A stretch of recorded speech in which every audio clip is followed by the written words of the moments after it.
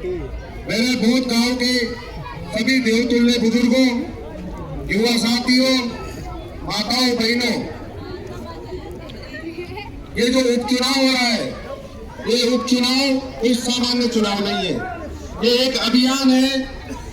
ये सरकार बदलने का अभियान नहीं है। ये 12 जिले को बदलने का अभियान है। 12 जिले से गुंडा राज, रावण राज और भ्रष्टाचार को खत्म करने का अभियान है।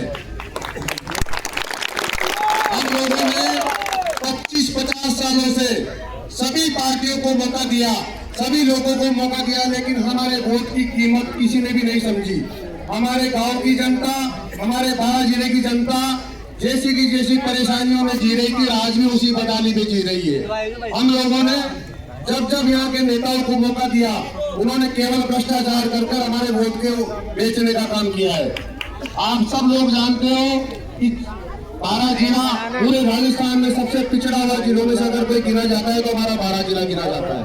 ये धरती माता, इस धरती माता में हमने जन्म लिया और इस धरती माता को बदलने की व्यवस्था के लिए संघर्ष के बलबूते पर नरेश जी हमारे बीच में आए हैं। हम लोग शुरू से सोचते थे कि भगत सिंह पैदा तो हो, लेकिन पड़ोसी के घर में होना चाहिए। यही सबकी वो, सब लोग भगत सिंह को पसंद करते हैं, लेकिन कुर्बानी कौन दे, शहादत कौन दे, के घर में ही सही, लेकिन हमारे 12 जिले की धरती पर या हमारे 12 जिले के बेटे नरेश जी के रूप में भगत सिंह हमारे बीच में आए हैं, जो आप सब लोगों के लिए लड़ाई लड़ रहे हैं।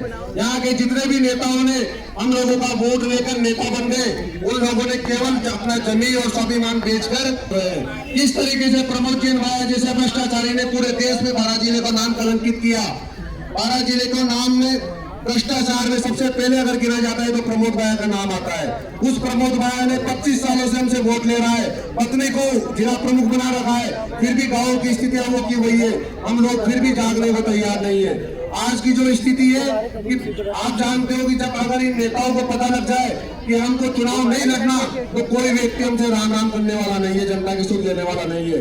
लेकिन पिपलोदी का हादसा देख लो आप, जिस तरीके से नन्हे बच्चों के वहाँ पे भ्रष्टाचार की भेंट चढ़ गए और उनको न्याय दिलाने के लिए नरेश जी ने 15 दिन कांसन किया, 40 दिन की जेल रहे। तो आप भी समझते हो कि पिपलोदी में जहाँ तक हम समझते हैं कि इनका चुनाव से कोई लेना देना नहीं है, वहां से इनको कोई चुनाव भी नहीं लड़ना। उसके बावजूद भी वहाँ के नन्हे गरीब बच्चों के न्याय की लड़ाई इन्होंने लड़ी। एक दिन अगर कोई भूखा रह लेता है तो हमारा कलेजा उठ के पड़ता रहता है कि भाई भूख लग रही है, लेकिन 15 दिन तक ये अपने प्राणों की चिंता किए बिना जयपुर में धरने पर रहे। हम 70 किसानों के हितों की बात कर रहा है ये जो नेता है, उन नेताओं को भी हमने देखा है 25-50 सालों से रोटी की तरह पलट रहे, एक बार इसको एक बार उसको, लेकिन उन्होंने जनता के सुख लेने का काम कोई नहीं कर रहा। आज समय जागने का, अगर आज भी हम लोग नहीं जागेंगे तो हमारे गांव की और हमारी आने वाली पीढ़ियों की बदहाली के लिए जनता स्वयं जिम्मेदार रहेगी। ये मौका है, जिस तरीके से अंग्रेजों के खिलाफ लड़ते हुए देश के शहीदों ने स्वतंत्रता संग्राम के जरिए देश को आजादी दिलाई थी, ये लड़ाई भी उस स्वतंत्रता संग्राम से कम नहीं है। उस लड़ाई का नेतृत्व, उस आजादी का लड़ाई का नेतृत्व भगत सिंह, सुखदेव, राजगुरु कर रहे थे और इस 12 जिले को आजाद कराने के लिए आजादी की लड़ाई का नेतृत्व नरेश जी मीणा कर रहे हैं।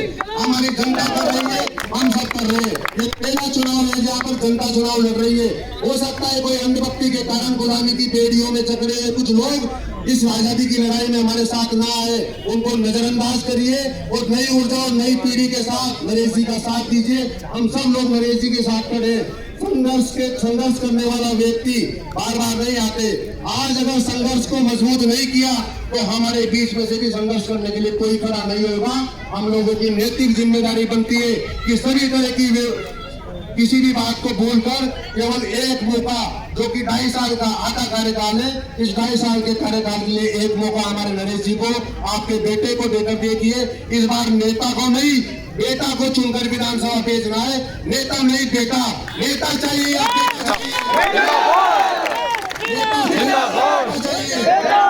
तो इस बार नेता को नहीं, बेटे को विधानसभा भेजना है। और मैं आपको विश्वास दिलाता हूँ कि एमएलए और विधायक क्या होता है, पूरा देश देखेगा कि 12 जिले का बेटा कोई विधायक बन के आया है, जिसने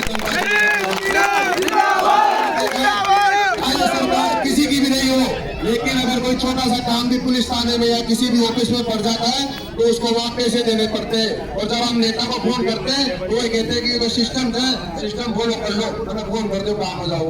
ये व्यवस्था आप सब लोगों से छिपी हुई नहीं है। लोगों से साइकिल नहीं छूटती, मोटरसाइकिल नहीं छूटती किसी से पकड़ में आ जाए। तो मजबूत नेता तैयार करो। अगर जनता भी बेचारी और नेता भी बेचारा हो जाएगा तो फिर जनता कहाँ जाएगी। इसलिए नेता मजबूत लाओ जो जनता को भी संघर्ष के बलबूते पे आगे बढ़ाने का काम करे, जनता को मजबूत करे। ऐसा नेता हमें चुनना है। और इस बार नेता हमारा बेटा, हमारे बारात जिले का बेटा, आप सब जनता का बेटा चुनना है। ये लड़ाई जनता की लड़ाई है और जनता के आजादी की लड़ाई है। जो व्यक्ति भगत सिंह के मार्ग पर चलकर जनता के लिए लड़ाई कर रहा है, मैं आपको विश्वास दिलाता हूं कि आप सब लोगों के वोट का मान रखेंगे और आप लोग फक्र करोगे, गर्व करोगे कि हमने किसी को वास्तव में वोट दिया है जो आज विधानसभा